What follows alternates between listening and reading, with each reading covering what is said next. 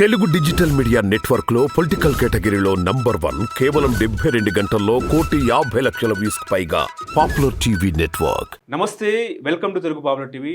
ఏపీలో రాజకీయాలు గంటకు కొన్ని సర్వే ఫలితాలు కూడా మారుతున్న పరిస్థితి. సో మొత్తంగా ఏపీలో చూసుకుంటే దాదాపుగా 13 జిల్లాలు, 175 నియోజకవర్గాలు.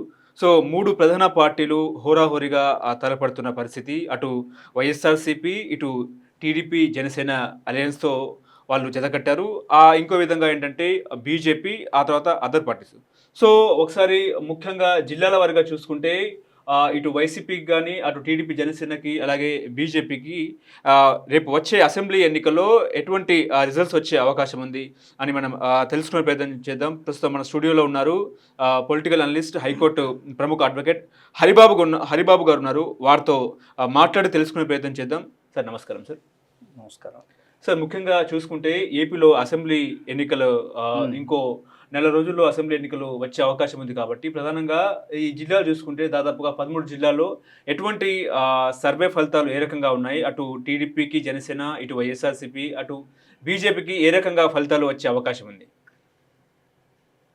మీకు తెలుసు, నేను 3 సంవత్సరాల పాటు రీసెర్చ్ చేసి భారతదేశ రాజకీయాలు వర్సెస్ భారతదేశ రాజ్యాంగం అనే పుస్తకం రాయడం జరిగింది. అది పర్సనల్ ఇంట్రెస్ట్ తోటి అనమాట. అందువల్ల రాజ్యాంగాన్ని గురించి అట్లాగే రాజకీయాల గురించి నాకు స్టడీ చేసే ఇంట్రెస్ట్ అనేది ఉంది. గతంలో కూడా అనేక సర్వేలు చేశాను, అవసరమైన వాళ్ళకి చెప్పడం జరిగింది. 100కి 100% అవి కరెక్ట్ అయినాయి కూడా. ఈ నేపథ్యంలో ఏంటంటే ఇవాళ దేశవ్యాప్తంగా పార్లమెంట్ ఎన్నికలు, కొన్ని రాష్ట్రాల్లో అసెంబ్లీ ఎన్నికలు కూడా జరుగుతున్న నేపథ్యంలో నేను ఈ ఆంధ్రప్రదేశ్, తెలంగాణ రాష్ట్రాలలో అన్ని జిల్లాలు తిరిగి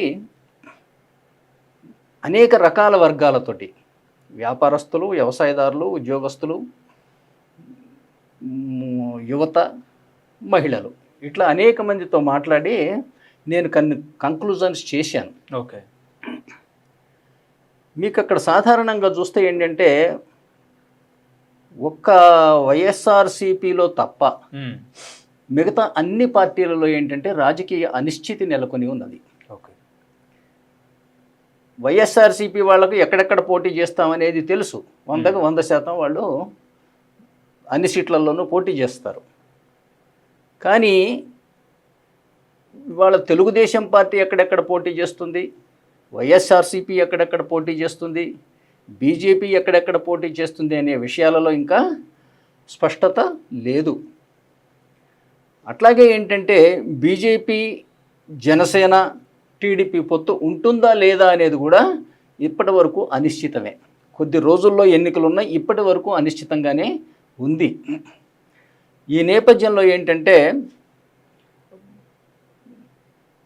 వైఎస్ఆర్సీపీ పార్టీకి అక్కడ చాలా ఎడ్జి కనపడుతున్నది.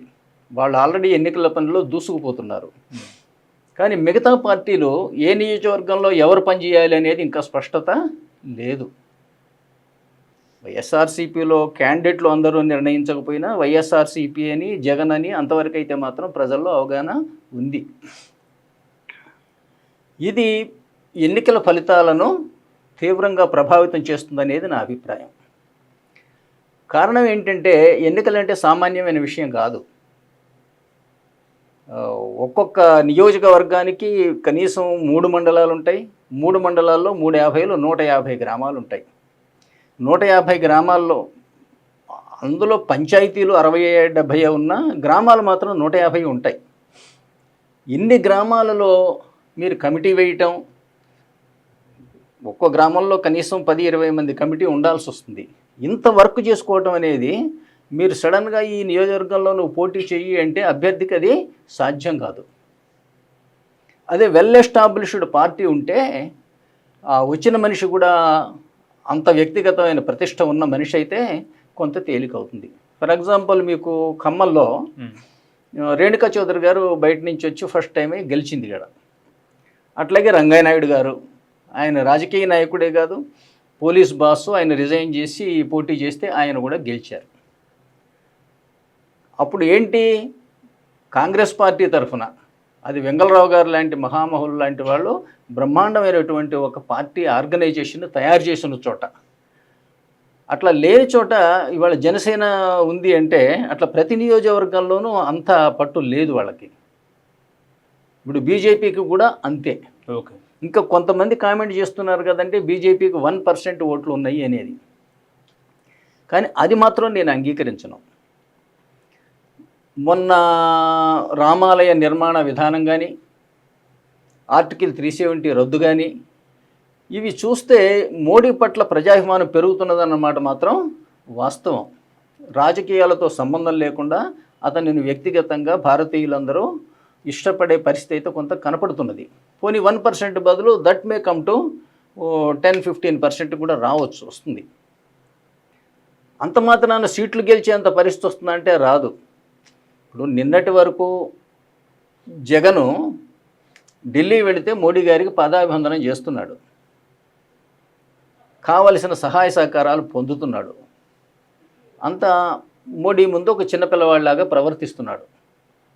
ఇవాళ సడన్గా టీడీపీతో పొత్తు పెట్టుకొని వచ్చి జగన్ని తీవ్రంగా విమర్శించాలి అంటే మోడీ గారికి చాలా ఇబ్బందికరంగా ఉంటుంది అది. అందువల్ల వీళ్ళు అనుకున్నట్టు ఇప్పుడు టీడీపీ జనసేనతోటి బీజేపీ పొత్తు ఉంటుందని నేను అనుకోను. ఓకే. ఇప్పటి వరకు తేల్చలేదు. ఇప్పటికి కూడా బహుశా ఈరోజే అనుకుంటా చంద్రబాబు నాయుడు గారు వగైరా వెళ్ళారు.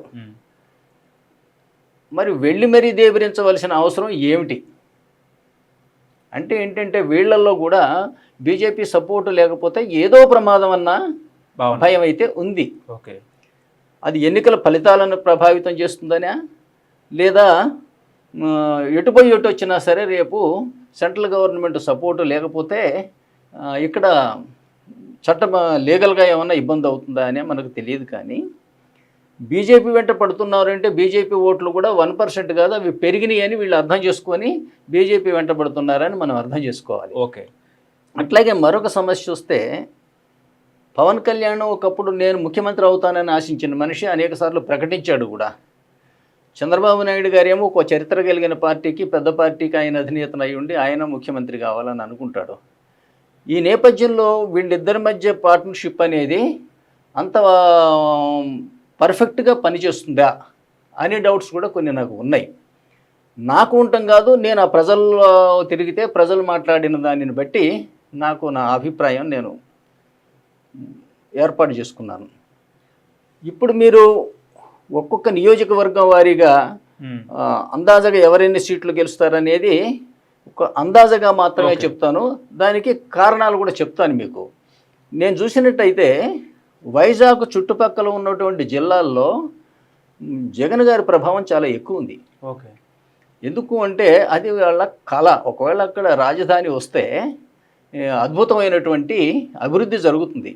పైగా ఆంధ్రప్రదేశ్ ఓట్లు అత్యంత ఒకే చోటటువంటి కేంద్రీకృతమై ఉన్న ప్రాంతం కూడా ఈస్ట్ గోదావరి, వెస్ట్ గోదావరి, వైజాగ్ దగ్గరే. తరువాత ఆయనకి రాయలసీమలో ఉండేది సొంత ప్రాంతం, అక్కడ పట్టు తప్పనిసరిగా ఉంది. అందువల్ల ఏంటంటే పైగా వాళ్ళకు కూడా ఏమిస్తున్నారు, ఒక హైకోర్టు అక్కడ ఇస్తా అన్నారు కర్నూలు. కొంత వ్యతిరేకత ఉంది కదా అంటే కృష్ణా, గుంటూరు జిల్లాలలో వ్యతిరేకత ఉంటుంది కదా అంటే అమరావతి ప్రభావం వల్ల. అంతే తప్పితే మిగతా అన్ని చోట్ల కూడా జగన్కి ఆల్మోస్ట్ స్వీపింగ్ పొజిషన్ ఉంది. ఓకే. ఒకసారి ఎక్స్ప్లెయిన్ చేస్తే వైసీపీకి శ్రీకాకుళంలో మొత్తంగా 10 స్థానాల్లో వైసీపీకి ఎన్ని సీట్లు వచ్చే అవకాశం ఉంది, టీడీపీ జనసేనకి అలాగే బీజేపీకి ఎన్ని సీట్లు వచ్చే అవకాశం ఉంది? ఒకసారి మీ అనాలిసిస్, మీ సర్వే, మీరు చేసిన సర్వే బట్టి. శ్రీకాకుళంలో 10కి కనీసం 8 వస్తాయండి. ఓకే. 10కి 8 వస్తాయి. ఇక్కడ రాయండి సార్, మొత్తంగా మీరు రాయండి. మీరు రాయండి. ఇక్కడ 8 సీట్లు ఇక్కడ వైసీపీకి మీరు రాయండి మాట. ఓకే. నేను శ్రీకాకుళంలో మొత్తానికి 10 స్థానాలు ఉంటే వైసీపీకి 8 స్థానాలు వస్తాయండి. ఓకే. 8 సీట్లు. విజయనగరంలో కూడా అక్కడ ఇటు టీడీపీ జనసేనకి ఎన్ని సీట్లు వచ్చే అవకాశం ఉంది? టీడీపీ జనసేన కాంబినేషన్కి 8 పోతే మిగతా 2. సార్ ఇటు ముందు రండి, కొంచెం ముందు. మిగతా 2 సీట్లు వస్తాయి. ఓకే. 2 సీట్లు. అదర్స్ బీజేపీ ఏమైనా ఉందా? బీజేపీ లేదండి. ఓకే. నెక్స్ట్ విజయనగరం చూసుకుంటే విజయనగరంలో 9 సీట్లు. అందులో వైసీపీకి ఎన్ని సీట్లు వచ్చే అవకాశం ఉంది, టీడీపీ జనసేనకు ఎన్ని సీట్లు వచ్చే అవకాశం? విజయనగరంలో కూడా 9 సీట్లు 8 వైఎస్ఆర్సీకి వస్తాయండి. ఓకే. 1 బీజేపీ జనసేనకు వస్తుంది, జనసేన టీడీపీకి వస్తుంది. ఓకే, ఒక సీటు. విశాఖపట్నంలో 15 ఉన్నాయండి. విశాఖపట్నంలో 15కి 12 వస్తాయండి. వైసీపీకి వస్తాయి. ఓకే. 1 బీజేపీకి వచ్చే అవకాశం ఉంది. బీజేపీకి ఒకటి వచ్చే అవకాశం ఉంది. ఓకే. టీడీపీ జనసేనకి 2 వస్తాయండి. ఓకే, 2 అంతే. ఈస్ట్ గోదావరిలో 19 సీట్లు ఉన్నాయి. 19 సీట్లలో వైఎస్ఆర్సీపీకి 10 వస్తాయండి. వైఎస్ఆర్సీపీకి ఈస్ట్ గోదావరిలో 10 వస్తాయి. టీడీపీ జనసేనకి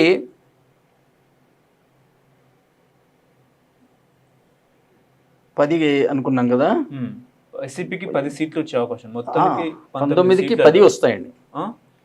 ఈస్ట్ గోదావరిలో 19 సీట్లలో 10 సీట్లు వస్తాయి. టీడీపీ జనసేన అలయన్స్ లో భాగంగా టీడీపీ జనసేనకు ఎన్ని సీట్లు వచ్చే అవకాశం ఉంది? ఒక 7-8 వస్తాయండి. ఓకే, అప్రాక్సిమేట్లీ 8 వేసుకోండి. ఓకే. 1 బీజేపీకి వచ్చే ఛాన్స్ ఉంది. ఓకే. వెస్ట్ గోదావరిలో 15 సీట్లు ఉన్నాయండి. 15 సీట్లలో 15 సీట్లలో అగైన్ 8 సీట్స్ వస్తాయండి వైసీపీకి. ఓకే, 8 సీట్స్ వస్తాయి. 8. టీడీపీ జనసేనకి 5 సీట్స్ వస్తాయండి. 5 సీట్లు. ఓకే. ఒక 2 బీజేపీకి వస్తాయండి. Okay. BJP or supported by BJP ఎవరన్నా ఇండిపెండెంట్స్ వస్తే. తర్వాత మీకు కృష్ణాలో 16 ఉన్నాయండి. కృష్ణాలో 16లో వైసీపీకి 6 వస్తాయండి. ఓకే. 6 సీట్లు 6 వస్తాయి. 6 వస్తే మిగతా 10 టీడీపీ ఏజెన్సీ. ఓకే, ఎందుకంటే ఇక్కడ కృష్ణాలో మనం అమరావతి రైతుల ప్రభావం ఉండే అవకాశం ఉంది కాబట్టి. ఓకే. అట్లాగే సామాజిక వర్గాల వారీగా చూసిన ఏంటంటే ఇక్కడ చంద్రబాబు నాయుడు గారి సామాజిక వర్గం ఎక్కువ. అదే. రాయలసీమలో చూస్తే జగన్మోహన్ రెడ్డి గారి సామాజిక వర్గం ఎక్కువ. గుంటూరులో కూడా 17 సీట్లు ఉన్నాయండి. 17లో వైసీపీకి 7 వస్తాయి. వైసీపీకి 7. ఓకే. 10 బీజేపీకి వస్తాయండి. 10 బీజేపీగా టీడీపీకి? సార్, టీడీపీకి. ఓకే. ఇక్కడ కూడా ఆ ప్రభావం చూపించే అవకాశం ఉందా గుంటూరులో కూడా? తప్పనిసరిగా. ఓకే. అసలు అమరావతి ఉన్నదే గుంటూరు దగ్గర. అందువల్ల నేను 7 రావటం అనేది ఇంకా హైయర్ ఎస్టిమేషన్. బీజేపీకి ఎటువంటి సీట్లు లేవు? రావు. ఓకే. ప్రకాశం జిల్లాలో 12 సీట్లు ఉన్నాయండి. 12 సీట్లలో బీజేపీకి వైసీపీకి 5 సీట్స్ వస్తాయి. 5 సీట్లు. 5 వస్తాయి. ఓకే. మిగతా 7 టీడీపీ జనసేన. ఓకే. నెల్లూరులో 10 సీట్లు ఉన్నాయండి. నెల్లూరులో 10 సీట్లలో వైసీపీకి 3 or 4 వస్తాయండి. ఓకే. 3 or 4 వస్తాయి. మిగతా 6 టీడీపీకి వస్తాయి. 6. ఓకే. కడపలో 10 సీట్లు ఉన్నాయి. 10కి 10 వైసీపీకి వస్తాయండి. 10కి క్లీన్ స్వీప్ చేస్తుంది. ఓకే. టీడీపీ లేదండి అక్కడ. ఓకే. కర్నూలులో కూడా 14. వైనాడ్ పులివెందులు అంటున్నారు కదండి టీడీపీ వాళ్ళు, చంద్రబాబు నాయుడు. ఉందా? అసాధ్యం. ఓకే. కర్నూలులో 14 సీట్లలో కర్నూలులో 14కి నా అంచనానేమో 12 వస్తాయి అనుకున్నాను. ఓకే. కర్నూలులో మిగతా 2 టీడీపీకి వస్తాయి. 12 అంతేనే. అనంతపూర్లో కూడా అంతే.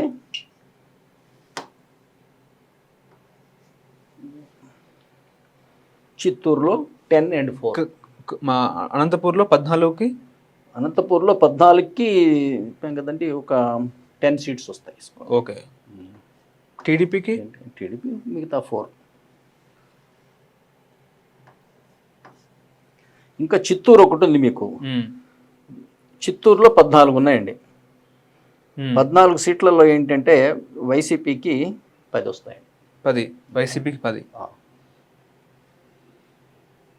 చిత్తూరు అదే కరెక్ట్ 10, మిగతా 4 వీళ్ళకి వస్తాయి. ఓకే. 4 వస్తాయి. వీటి టోటల్ ఎంత అయినాయో చూడండి. 28, 38, 46, 52, 59, 64, 68, 78, 90, 100, 110. 110 సీట్స్ వస్తాయి. ఓకే, మొత్తానికి వైసీపీకి వైసీపీకి Okay. 110 సీట్స్ వస్తున్నాయి. ఇంకో నెంబర్ ఉందా ఏంటి? అదే కరెక్ట్ అండి. 16, 28, 38, 46, 52, 59, 64, 68, 78, 90, 100, 110 కరెక్ట్. 10. చివరి కింద ఉంది. 110. Sir total 175. ఒక నిమిషం సార్. ఇప్పుడు కొంచెం మీరు ముందు రండి సార్. ఇప్పుడు ముఖ్యంగా మీ సర్వేను మనం మీ సర్వేను బట్టి చూస్తే వైసీపీకి టోటల్గా 110 సీట్స్. 110 స్థానాలు. అవునండి. సో అది 175కి. అవునండి. వైఎస్ఆర్సీపీకి 110 స్థానాలు. ఇప్పుడు టీడీపీ జనసేనకు ఎన్ని సీట్లు? ఇద్దరికి కలిపి ఒక 65 సీట్స్ వస్తాయండి. Okay. బీజేపీకి వస్తే ఒక 2-3 రావచ్చు. అందులో తగ్గిపోని ఒక 62 వేయండి. 62. ఒక 3 బీజేపీకి. ఓకే, బీజేపీకి అంతే. 3. 3. సార్. ఓకే. సో ఇప్పుడు టీడీపీ వైసీపీ 175కి 170 అని టార్గెట్ చేశారు. అంటే మీరు చేసిన దాన్ని బట్టి మాత్రం చూసుకుంటే 110 సీట్లు వస్తాయని చెప్పేసి మీ అంచనా. అవునండి. అంటే ఎట్లా మీరు ఏ రకంగా పరిగణలోకి తీసుకున్నారండి అసలు? నేను ముఖ్యంగా పేదవాళ్ళ నుంచి డేటా తీసుకున్నాను. ఓకే. అంటే ఎస్పెషల్లీ కూలీలు, వ్యవసాయ కూలీలు కానీ లేదా నిర్మాణ కార్మికులు కానీ వాళ్ళు. తర్వాత అందులో కూడా మహిళల్ని సపరేట్గా తీసుకున్నాను. ఎడ్యుకేటెడ్ యూత్ని ప్రత్యేకంగా ప్రశ్నించా. ఓకే. అట్లాగే వ్యాపారస్తులు. ఓకే. Okay, no problem. అట్లాగే వ్యాపారస్తులు, ఉద్యోగస్తులు, వీళ్ళ నుంచి నేను వాళ్ళ ఏజ్ వైజ్గా ఏంటంటే బిలో 40 ఇయర్స్ వాళ్ళు, ఎబో 40 ఇయర్స్ 2గా తీసుకున్నాం. తీసుకొని వాటిని సరాసరి గణాంక శాస్త్రం ప్రకారంగా, స్టాటిస్టిక్స్ సబ్జెక్ట్ ప్రకారంగా వాటిని ఎక్స్ట్రాపోలేట్ చేస్తే ఈ రిజల్ట్స్ వచ్చినాయి. ఓకే. అంటే ముఖ్యంగా యువత కానీ లేకపోతే ఉద్యోగులు కానీ లేకపోతే నిరుద్యోగులు కానీ ప్రధానంగా ఏపీలో ఎంప్లాయ్మెంట్ లేదు అని చెప్పేసి ఒక రకమైన భావన ఉంది. వాళ్ళందరూ కూడా ఉద్యోగుల కోసం అని చెప్పి బెంగళూరు వెళ్ళడం కానీ, హైదరాబాద్ రావడం కానీ, వివిధ చెన్నైకి వెళ్ళడం కానీ, ఉపాధి కోసం అని వాళ్ళు వెళ్తున్నారు. సో వాళ్ళ అభిప్రాయం ఏ రకంగా ఉంది? మళ్ళీ జగన్ మళ్ళీ వచ్చే అవకాశం ఉందా? లేకపోతే హైదరాబాద్ని డెవలప్ చేసిన నేను అని చెప్పుకుంటున్న చంద్రబాబు నాయుడు వచ్చే అవకాశం ఉందా? ఒక్క ఛాన్స్ అని ఆయన చెప్తున్నారు. ఇక్కడ జగన్మోహన్ రెడ్డి ఏమో అభివృద్ధి సంక్షేమం చూసి ఓటేడని చెప్పేసి జగన్మోహన్ రెడ్డి చెప్తున్నారు. ఎట్లా చెప్పొచ్చండి? ఇవాళ చాలామంది రాజకీయ నాయకులు మేము అభివృద్ధి చేశాం మాకు ఓటేయండి అంటారు. కానీ ప్రజలకు కూడా తెలుసు ఏమిటంటే అభివృద్ధి అనేది మన పౌర హక్కు. అది మనం కట్టే పన్నుల నుంచి వస్తుంది. అంతే తప్పితే ఎవరి యొక్క దయాభిక్ష కాదది. ప్రతి పేదవాడు కూడా అతను కట్టుకునే బట్టల మీద ట్యాక్స్ ఉంటుంది, తినే పప్పు, ఉప్పు, మిరపకాయ, సిగరెట్ అన్నిటి మీద ట్యాక్స్ ఉంటుంది. అట్లాగే అరకు మీద ఉంటుంది. ఈ ట్యాక్స్లే గవర్నమెంట్కి ఆదాయం, వాటి నుంచి చేస్తున్నారన్న సంగతి తెలుసు. ఎవరైనా అభివృద్ధి అభివృద్ధి అభివృద్ధి అంటున్నారంటే అవినీతి లేని అభివృద్ధిని లైక్ చేస్తారు. అవినీతి ఉన్న అభివృద్ధి అంటే ఏంటి అంటే మంత్రులకి కాంట్రాక్టర్లకి మధ్య ఉండే భాగవతమే తప్పితే అది నిజాయితీ అయినా ఇది కాదు. అందువల్ల కరప్షన్ ఉందా లేదా అనేది ప్రజలు చూస్తారు. అట్లాగే రెండోది చూసేది ఏంటంటే ప్రజలు సెంటిమెంటల్. అతను న్యాయబద్ధంగా ప్రవర్తిస్తున్నాడా లేదా, వాళ్ళకి సంబంధం లేకపోయినా సరే ప్రజలు దానివల్ల ప్రభావితం అవుతారు.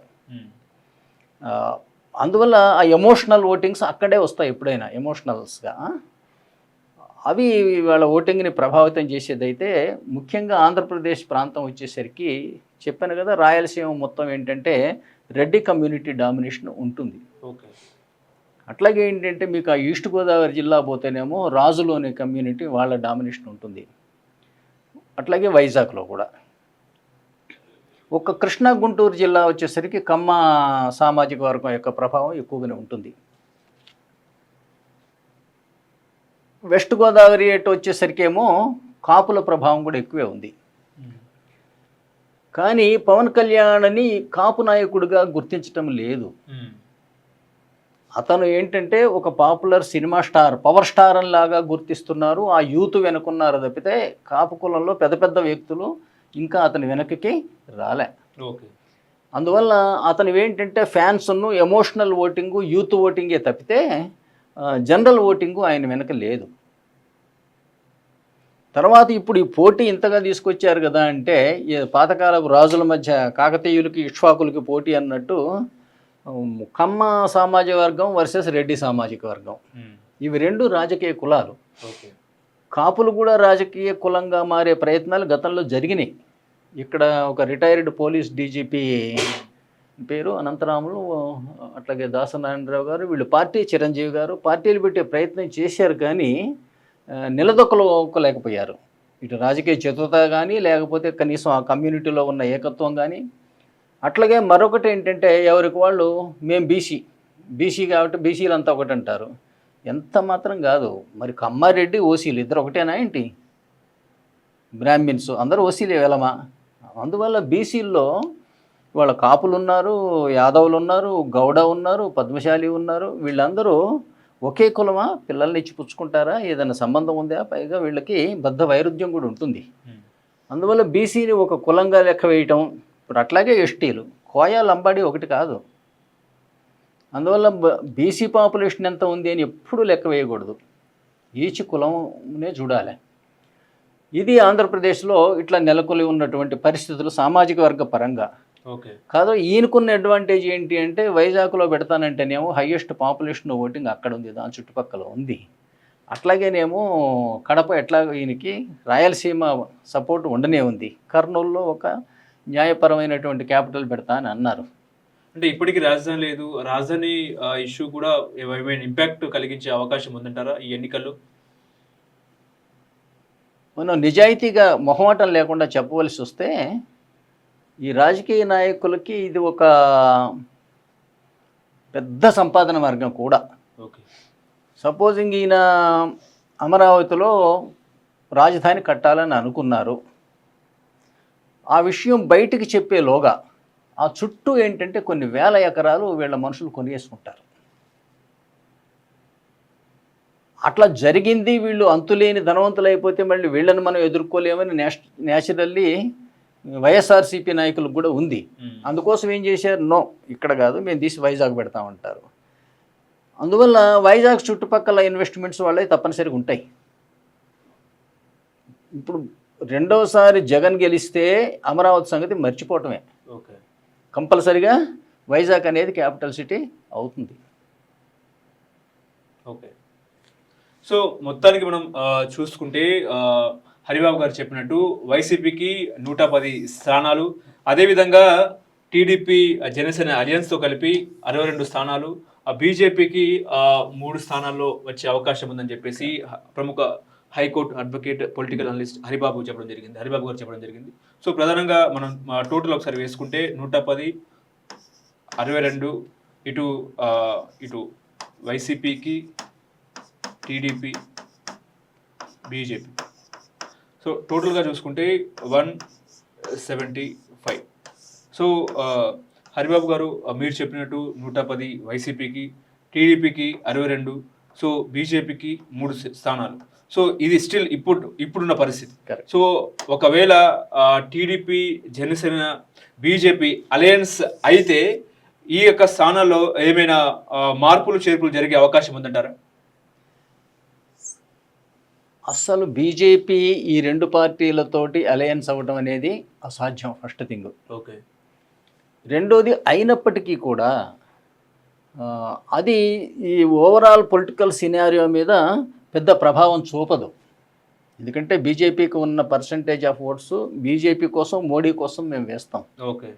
అంతే తప్పితే వీళ్ళలో కలిశారు కదా అని వీళ్ళకి వేయరండి వాళ్ళు. అందువల్ల మీకు అసలు ఎలక్షన్ రిజల్ట్స్ వరకు కూడా చూడండి, 99% ఇదే జరిగి తీరుతుంది. ఇంతకన్నా పెద్ద మార్పు చేర్పులు ఏమీ రావండి.